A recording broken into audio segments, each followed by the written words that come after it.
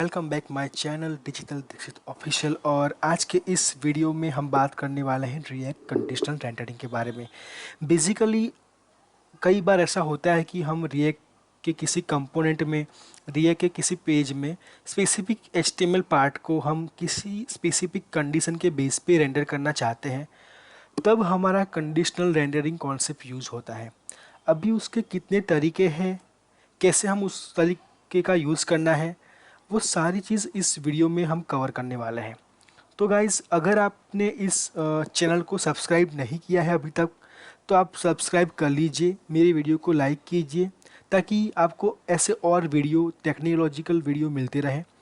दूसरी चीज़ कि इस ट्यूटोरियल्स का, इस चैनल का मेन पर्पज़ यही है कि जो भी मैं सीखता हूँ वो आपको इस चैनल थ्रू, इस वीडियो थ्रू वो आपको नॉलेज मिले। तो अभी मैं आपका ज़्यादा टाइम नहीं लेता हूं और हम चलते हैं वीडियो की ओर। तो यहाँ पे आप देख पा रहे हो कि मैंने ऑलरेडी रिएक्ट की एप्लीकेशन यहाँ पे लोड करके रखी है लोकल होस्ट में। ये एप्लीकेशन कैसे क्रिएट करनी है, उसका बेसिक से लेके एडवांस तक मैंने ऑलरेडी मेरी इस चैनल में, इस ट्यूटोरियल्स के अंदर वीडियो बना के रखे हैं। तो आप उस वीडियो को पहले देखिए, तो आपको और अच्छा नॉलेज मिलेगा। अभी मैं आपको स्टेप बाय स्टेप यहाँ पे कंडीशनल रेंडरिंग कैसे करना है मैं आपको यहाँ पे सिखाऊंगा।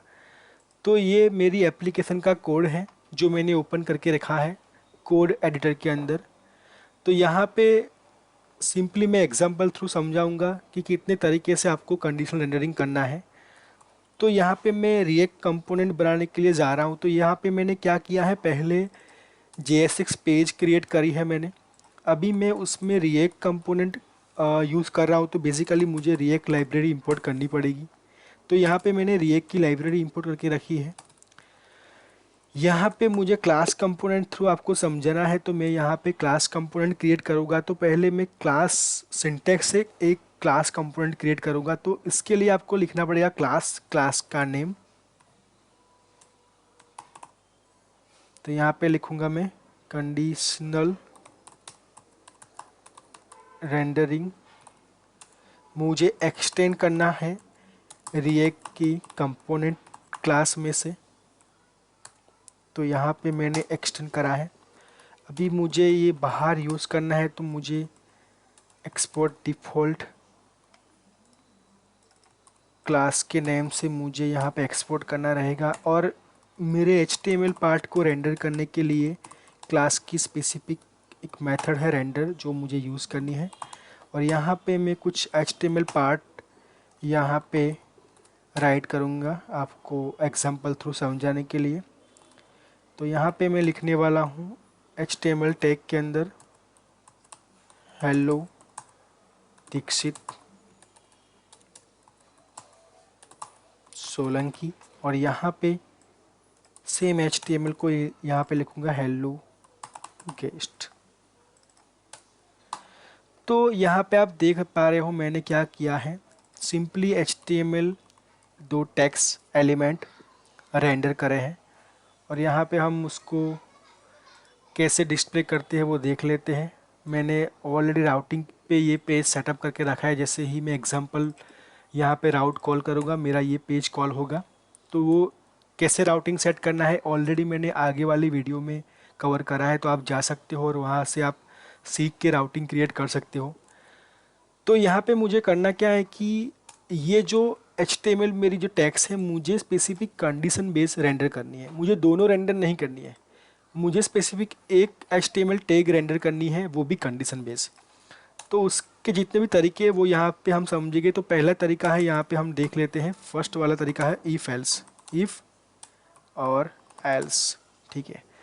तो यहाँ पे वो रेंडरिंग करने के लिए मुझे स्पेसिफिक स्टेट का यूज़ करना पड़ेगा। जैसे कि कोई स्टेट का बिहेवियर चेंज होता है तब जाके मुझे ये डिस्प्ले करना है, और एल्स मुझे ये वाला डिस्प्ले करना है। तो यहाँ पे मैं स्टेट के लिए कंस्ट्रक्टर यूज़ करूँगा, क्योंकि मुझे कंस्ट्रक्टर के अंदर यहाँ पे स्टेट डिफाइन करना है। यहाँ पे मैं लिखूँगा स्टेट का नाम इज़ लॉगिन। यहाँ पे फॉल्स लिखूँगा, बाय डिफ़ॉल्ट मेरा लॉगिन अभी फॉल्स है।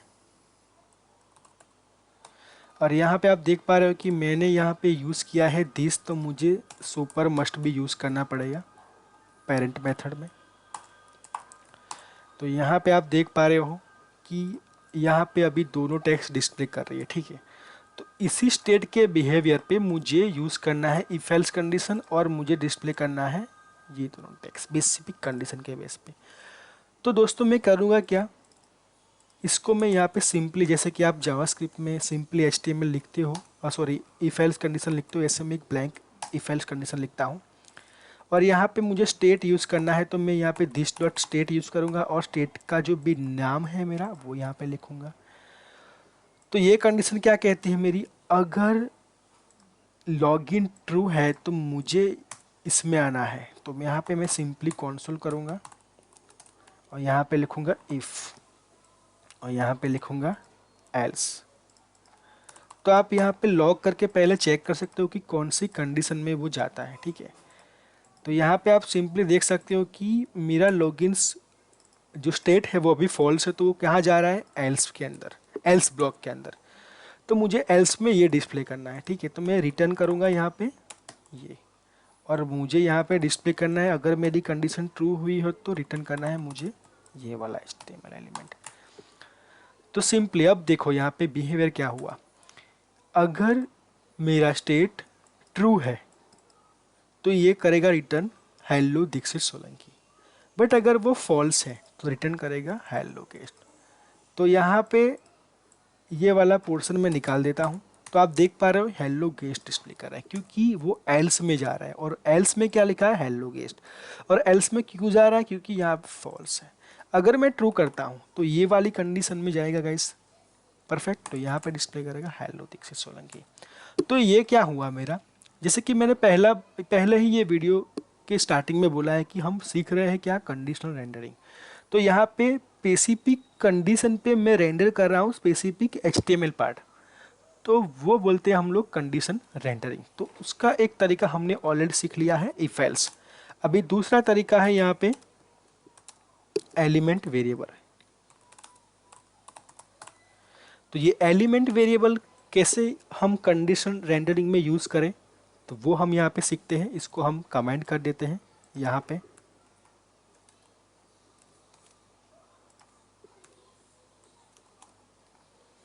ठीक है। ये पहला तरीका था हमारा फर्स्ट इफ एल्स। अब हम दूसरे तरीके से यहाँ पे सीखते हैं, सेकंड नंबर का तरीका है हमारा एलिमेंट वेरिएबल। तो हमें करना क्या है, एलिमेंट वेरिएबल मीन्स हमें एक वेरिएबल डिफाइन करना है। पहले तो इसका नाम कुछ भी रख सकते हो आप, मैं यहाँ पे रखूँगा एलिमेंट, और यहाँ पे मैं सिंपली पहले ब्लैंक रखूँगा। अभी इस एलिमेंट में मैं स्टोर करवाऊँगा HTML पार्ट और उसको रेंडर कराऊँगा। कैसे, जैसे कि यहाँ पे मुझे फिर से इफ कंडीशन लिखना है, इफ दिस डॉट स्टेट, अगर मेरा इज लॉगिन ट्रू है तो मुझे इस एलिमेंट में स्टोर क्या करना है, हेलो दीक्षित। और एल्स में क्या लिखना है मुझे, अगर ये लॉगिन नहीं है तो मुझे एलिमेंट में स्टोर करना है ये वाला HTML पार्ट।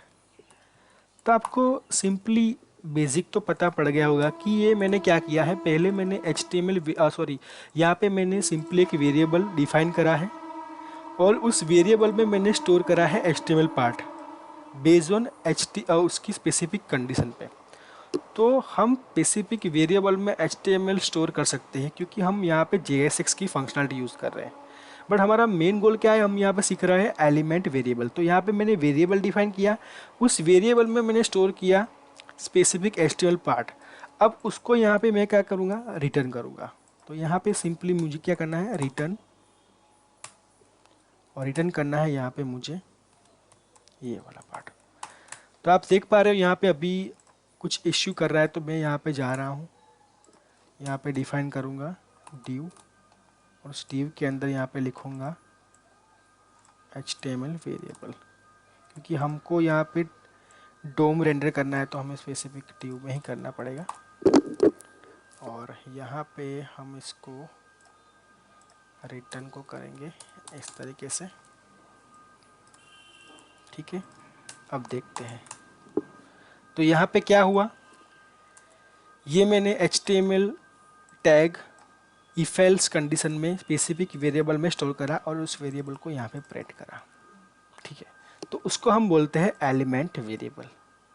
अभी हमने दो चीज़ सीखी यहाँ पे, if else through conditional rendering, element through conditional rendering, और यहाँ पे हम सीखेंगे तीसरा तरीका है टर्नरी ऑपरेटर थ्रू। तो यहाँ पे मैं लिखूंगा टर्नरी ऑपरेटर, ठीक है। इसके थ्रू कंडीशनल रेंडरिंग कैसे करना है, तो इसको हम सिंपली यहाँ पे हाइड कर देते हैं कमेंट देके, और यहाँ पे मैं इसको भी निकाल देता हूँ, ब्लैंक कर देता हूँ। और यहाँ पे हम तीसरा तरीका सीखेंगे टर्नरी ऑपरेटर। तो कैसे करना है, जैसे कि यहाँ पे स्पेसिफिक ड्यू में मुझे ternary operator through hello Dixit hello guess print करना है। तो यहाँ पे टर्नरी ऑपरेटर की कुछ सिंटेक्स इस तरीके से है, जैसे कि आपको ब्रैकेट्स ओपन करना है, यहाँ पे कंडीशन लिखनी है 30, स्टेट यूज़ करने के लिए मैं भी यहाँ पे 30 डॉट स्टेट लूँगा, और जो भी मेरा स्टेट है वो यहाँ पे आएगा। अगर मेरा स्टेट ट्रू है तो मुझे डिस्प्ले करना है hello Dixit HTML part, HTML element, और अगर वो फॉल्स है तो डिस्प्ले करना है ये वाला। तो यहाँ पे मैंने क्या किया, टर्नरी ऑपरेटर का यूज़ किया। टर्नरी को हम बोल सकते हैं दूसरे नेम से कंडीशनल ऑपरेटर, ठीक है। कंडीशनल ऑपरेटर भी आप बोल सकते हो, टर्नरी भी बोल सकते हो। तो यहाँ पे मैंने टर्नरी ऑपरेटर यूज़ किया है। सिंपली अगर मेरा स्टेट ट्रू होता है तो मुझे ये HTML पार्ट डिस्प्ले करना है, अगर मेरा फॉल्स है तो ये डिस्प्ले करना है, ठीक है। तो अभी यहाँ पे दिखेंगे, क्योंकि यहाँ पे दीक्षित सोलंकी जो स्टेट है वो ट्रू है। अगर यहाँ पे मैं फॉल्स करता हूँ तो यहाँ पे क्या होगा, इस वाली कंडीशन में नहीं जाएगा क्योंकि वो फॉल्स है। तो सिंपली वो यहाँ पे जाएगा, यहाँ पे डिस्प्ले करेगा फॉल्स हेलो केस्ट, फॉल्स का जो भी एलिमेंट है वो। तो ये तरीका है हमारा कौन सा, टर्नरी ऑपरेटर। अभी यहाँ पे एक और तरीका है जो इन तीनों से डिफरेंस है, जिसको बोलते हैं हम शॉर्ट सर्किट ऑपरेटर, ठीक है। अब इस वाले तरीके में ये थोड़ा डिफरेंस क्यों है वो यहाँ पे समझते हैं कि जैसे कि मुझे सेम चीज़ रेंडर करनी है बाय शॉर्ट सर्किट, तो मुझे करना क्या रहेगा, यहाँ पे ओपनिंग क्लोजिंग ब्रैकेट्स में मुझे उस स्टेट का नाम लिखना पड़ेगा, और उस स्टेट अगर वो स्टेट कंपल्सरी ट्रू होता है तभी मैं यहाँ पे ये डिस्प्ले करूँगा। तो यहाँ पे आप देख रहे हो कुछ भी डिस्प्ले कर नहीं रहा है, क्योंकि वो बेस करता है ये HTML पार्ट कब रेंडर होगा, ये कंडीशन ट्रू होगी तब। तो यहाँ पे अगर सिंपली मैं यहाँ पे ट्रू करता हूँ तो वो यहाँ पे हेलो दीक्षित यहाँ पे डिस्प्ले करेगा। तो ये क्या बताता है कि ये जो HTML पार्ट है वो डिपेंड करता है लेफ्ट वाली कंडीशन पे, और लेफ्ट वाली कंडीशन कंपलसरी ट्रू हुई तभी जाके वो डिस्प्ले करेगा ये, क्योंकि यहाँ पे मैंने एंड लिखा है, ठीक है। तो ये एक चीज़ है। तो ये हमने कौन सा तरीका सीखा है, शॉर्ट सर्किट ऑपरेटर।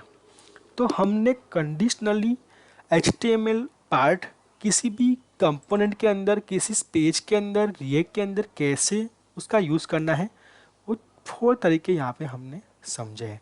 तो पहला था इफ एल्स, जिसमें हम simply if else condition use करते हैं। दूसरा है एलिमेंट वेरिएबल, जिसमें हम सिंपली एलिमेंट वेरिएबल डिफाइन करके कोई भी नाम वेरिएबल का देख सकते हो आप, उसमें स्टोर करके उसको आप रेंडर कर सकते थे। तीसरा है टर्नरी ऑपरेटर, जिसमें आपको सिंपली टर्नरी ऑपरेटर यूज़ करके आपको HTML पार्ट रेंडर करना था। और फोर्थ वन है शॉर्ट सर्किट ऑपरेटर, जो इन तीनों से डिफरेंस है क्योंकि वो डिपेंड करता है लेफ्ट वाली कंडीशन पे। तो इतने तरीके हैं दोस्तों कंडीशनली आपको HTML पार्ट रेंडर करने के लिए। तो आप इन 4 में से कोई भी तरीका यूज़ कर सकते हो, बेस्ड ऑन आपकी नीड, आपको जो भी समझ में आप यूज़ कर सकते हो। बट मेरा ये कहना है कि मैंने ये वीडियो क्यों बनाया, क्योंकि कई सारे डेवलपर्स बिगिनर्स इनका यूज़ करते हैं, बट इसको स्पेसिफिक क्या कहता है हम उसको क्या बोल सकते हैं, वो चीज़ हम समझ नहीं पाते। हम यूज़ तो कर लेते बट उसको क्या कहते हैं एक्चुअल में वो हमको पता नहीं होता। तो हम कभी कभी ऐसा लगता है कि हम लोग जस्ट काम करने के लिए ये यूज़ कर रहे हैं, बट उसका एक्चुअल मीनिंग क्या है, उसको क्या कहते हैं डेफिनेशन वाइज, उसको हमें पता नहीं पड़ता। तो वो कहाँ जाके अटकता है, किसी इंटरव्यू के अंदर अगर आपको एक क्वेश्चन पूछे जाए कि टर्नरी ऑपरेटर्स कंडीशनल ऑपरेटर्स के कंडीशनल रेंडरिंग के कितने तरीके हैं, कैसे टर्नरी ऑपरेटर यूज़ करना है, कैसे एलिमेंट वेरिएबल यूज़ करना है, कैसे आप शॉर्ट सर्किट ऑपरेटर यूज़ करना चाहते हो, वो आप एग्जाम्पल थ्रू यहाँ पे आपको अगर समझ में आ गया है तो आप उसको बोल सकते हो। तो ये बहुत नॉलेजेबल चीज़ है कंडीशनल रेंडरिंग। इसका ऑफिशियल डॉक्यूमेंट भी यहाँ पे आप देख सकते हो, रिएक्ट की ऑफिशियल साइट में यहाँ पे जाओगे आप डॉक्यूमेंट के अंदर मेन कॉन्सेप्ट में, तो यहाँ पे कंडीशनल रेंडरिंग लिखा है, आप पूरा यहाँ पे पढ़ सकते हो, ठीक है। तो अभी के लिए अगर आप ये वीडियो देख रहे हो, तो अगर आपको ये वीडियो मेरा पसंद आया है तो प्लीज़ आप उसको लाइक और सब्सक्राइब और कमेंट कीजिए, ताकि मुझे इंटरेस्ट रहे दूसरे और वीडियो बनाने के लिए। और दूसरा एक चीज़ कि मेरी चैनल को सब्सक्राइब कीजिए ताकि आपको और ऐसे वीडियो ट्यूटोरियल्स रिलेटेड वीडियो मिलते रहें। इसके बाद में और सारी ऐसे ट्यूटोरियल्स लेके आना वाला हूँ जो आपको इजीली अंडरस्टैंड रहे। तो अभी के लिए थैंक यू गाइस।